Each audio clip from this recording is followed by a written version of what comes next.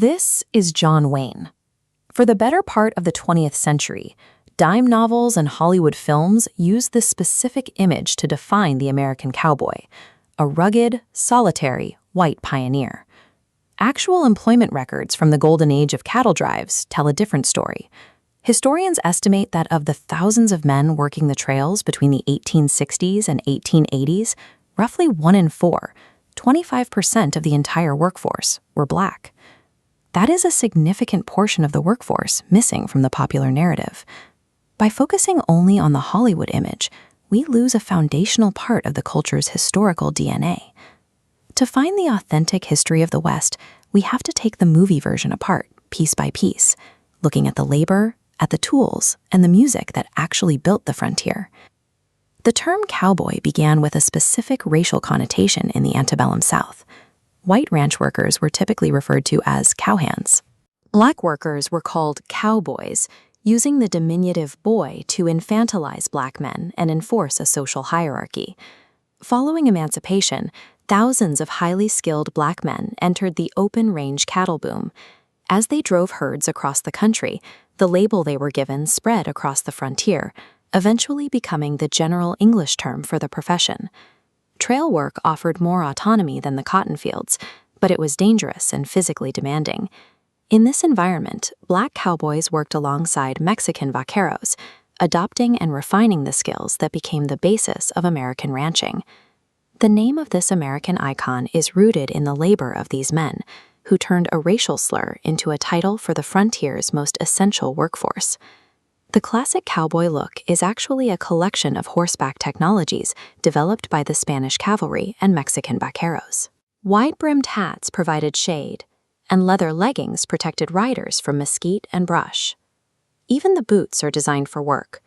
The pointed toe allows a foot to slide easily into a stirrup, while the Cuban heel acts as a physical brake, preventing the rider's foot from slipping through during a rough ride. Black cowboys, like Nat Love, were central carriers of this culture. They adopted and preserved these functional vaquero traditions on long cattle trails, embedding them into what we now recognize as Western style. Every item in this silhouette began as a tool for survival. This was a functional uniform engineered by Spanish, Mexican, and Black horsemen long before it became a Hollywood costume. Modern rodeo events evolved directly from Mexican jaripeo and the informal contests vaqueros held to showcase their ranching skills. Black cowboys introduced their own innovations to the sport. Bill Pickett invented bulldogging, the technique where a rider jumps from a galloping horse to wrestle a steer to the ground. Today, it remains a standard rodeo event. When mainstream rodeos eventually segregated, Black riders formed their own soul circuits. These events allowed them to preserve their equestrian heritage and pass these athletic traditions down to the next generation. The rodeo is built on these shared foundations, the skills of the vaquero and the athletic inventions of Black riders. While Western music draws from British and Appalachian melodies, its structure is built on a foundation of African musical techniques, specifically layered polyrhythms and call-and-response vocal patterns. Take the banjo, the defining sound of the frontier. It is a descendant of West African lutes, originally built in the Americas by enslaved people using gourds and animal skins. These influences were often passed down directly. Before he became a country music icon, a young Hank Williams was mentored by a Black street musician named Tee Tot Payne. Whenever we hear the music of the West, we are hearing the enduring influence of African American rhythm and instrumentation transported out onto the plains.